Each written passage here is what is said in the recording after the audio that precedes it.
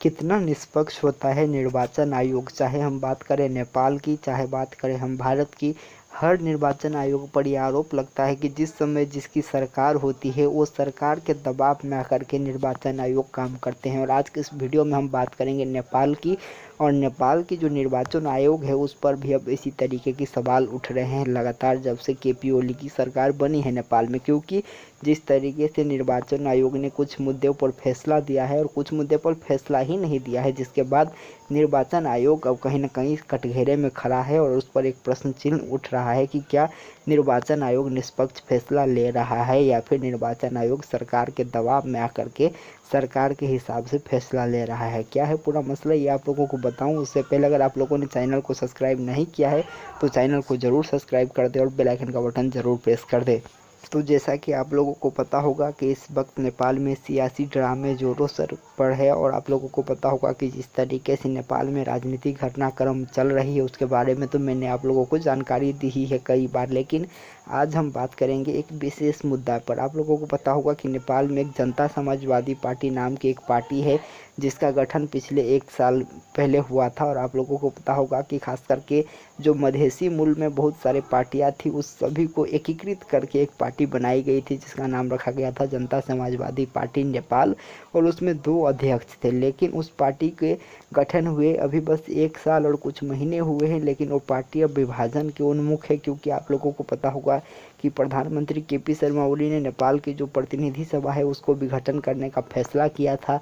और दरअसल इसी मुद्दे पर कहीं ना कहीं जो जनता समाजवादी पार्टी का 2 अध्यक्ष है, 2 खेमा है, वो कहीं ना कहीं बट गया है। और आप लोगों को बता दूं कि जो उसके प्रथम अध्यक्ष है महंत ठाकुर, उनका गुट है जो कि इस वक्त मानने में ये लग रहे हैं कि वो लोग कह रहे हैं कि अभी केपी ओली का समर्थन करना चाहिए क्योंकि वो जो है हमारे मांग पूरे कर रहे हैं। इसीलिए जो महंत ठाकुर का गुट है वो सरकार में भी शामिल है। उनके करीब 11 मंत्रियाँ ओली सरकार में भी मंत्री हैं।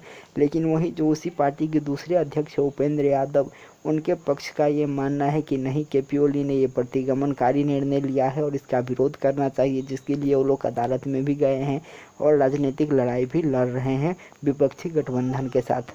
वहीं पर इस बात को लेकर के पार्टी में इतना ज़्यादा विवाद हो गया कि दोनों अध्यक्ष ने एक दूसरे के खिलाफ कार्रवाई कर दी और दोनों अध्यक्ष ने एक दूसरे को पार्टी की साधारण सदस्य भी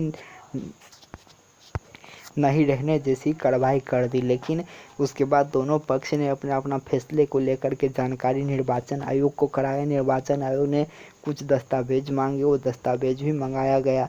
उसके बाद निर्वाचन आयोग ने इस पर यह फैसला लिया कि ये जो है दोनों तरफ की कार्रवाई असंवैधानिक है और इसको मंजूरी नहीं दिया जा सकता।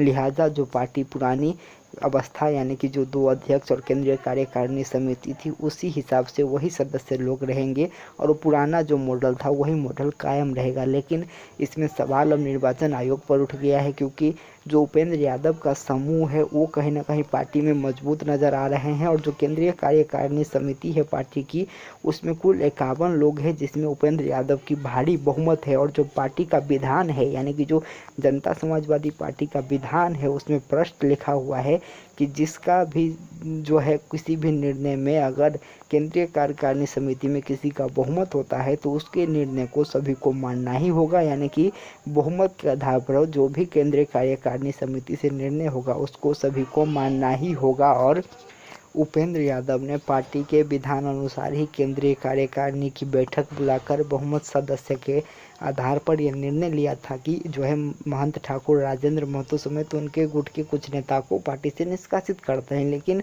उसके बावजूद भी निर्वाचन आयोग ने इसकी मान्यता नहीं दी। और यहाँ पर समझने वाली बात ये होगी कि नेपाल में जो दल बदल कानून है यानी कि जो दल के संबंधित नेपाल में जो कानून है उसमें कहा गया है कि नेपाल की केंद्रीय समिति में और जो नेपाल के संसद में प्रतिनिधि करते रहते हैं यानी कि जो संसद की संख्या है उसमें अगर बहुमत हो जाती है तो आपका पार्टी पर आधिकारिक होगा, आप उस पार्टी के आधिकारिक होंगे और उसकी आधिकारिकता आपको दी जाएगी। लेकिन ये सारी चीज़ें फिलहाल उपेंद्र यादव के पास है, क्योंकि मैंने जैसा कि आप लोगों को बताया कि जो वहाँ पर केंद्रीय कार्यकारिणी समिति है उसमें उपेंद्र यादव का बहुमत है और प्रतिनिधि सभा विघटित है, इसीलिए उसकी कोई बात ही नहीं होती है। और जो राज्यसभा है उसमें भी उपेंद्र यादव की ही बहुमत है, उसमें कुल 3 सांसद है जनता समाजवादी पार्टी के, जिसमें से 2 सांसद उपेंद्र यादव के पक्ष में है। उसके बावजूद भी उनको पार्टी का आधिकारिकता नहीं दिया गया और न ही तो जो उन्होंने निर्णय लिया था कार्रवाई का उसको सदर किया गया, जिसके बाद उपेंद्र यादव ने निर्वाचन आयोग पर पक्षपात होने का आरोप लगाया और साथ ही साथ ये भी उन्होंने ऐलान किया है कि अब वो कानूनी और राजनीतिक संघर्ष करेंगे। और आप लोगों को बता दूं कि अब उपेंद्र यादव की जो समूह है वो कहीं ना कहीं अदालत में इस फैसले को चुनौती देने के तैयारी में है। तो देखना होगा कि अब किस तरीके से उपेंद्र यादव का जो गुट है वो आगे बढ़ता है और क्या इसको जो है वो लोग अदालत में चुनौती देंगे। अदालत में चुनौती देंगे तो किस प्रकार से नतीजे आएंगे, क्योंकि अगर हम पार्टी की मौजूदा हालत की बात करें तो वहाँ पर महंत ठाकुर का जो खेमा है वो अल्पमत में है। उनके पास सांसदों की ज़रूर वहाँ पर बहुमत है, लेकिन फिलहाल प्रतिनिधि सभा विघटित है, इसीलिए उसका कोई मायने नहीं होता है। और जो केंद्रीय कार्यकारिणी समिति है उसमें उनका बहुमत भी नहीं है। और आप सभी को बता दूं कि उपेंद्र यादव ने नेपाल के, अगर हम बात करें डेट के हिसाब से, तो 2078 साल 3 महीना 3 गते को उन्होंने पार्टी की केंद्रीय कार्यकारिणी की बैठक भी बुलाई है, जिसमें वो लोग कुछ महत्वपूर्ण निर्णय ले सकते हैं और शायद उस दिन वो लोग अदालत में जाने का निर्णय भी लेंगे। तो जिस तरीके से नेपाल की राजनीतिक घटनाक्रम बढ़ रही है वो काफ़ी पेचीदा हो गया है और सवालों के घेरे में अब स्वयं निर्वाचन आयोग आ चुके हैं। तो देखना होगा कि आगे किस तरीके से नेपाल की राजनीति बढ़ती है और किस तरीके से उपेंद्र यादव का खेमा आगे बढ़ते हैं। तो जैसे ही अपडेट आएगी हम आप लोगों को ज़रूर देंगे, तब तक बने रहिए। चैनल को जरूर सब्सक्राइब कर दे, बेल आइकन का बटन जरूर प्रेस कर दे और वीडियो को ज़्यादा से ज़्यादा लाइक और शेयर जरूर करें। नमस्कार, धन्यवाद।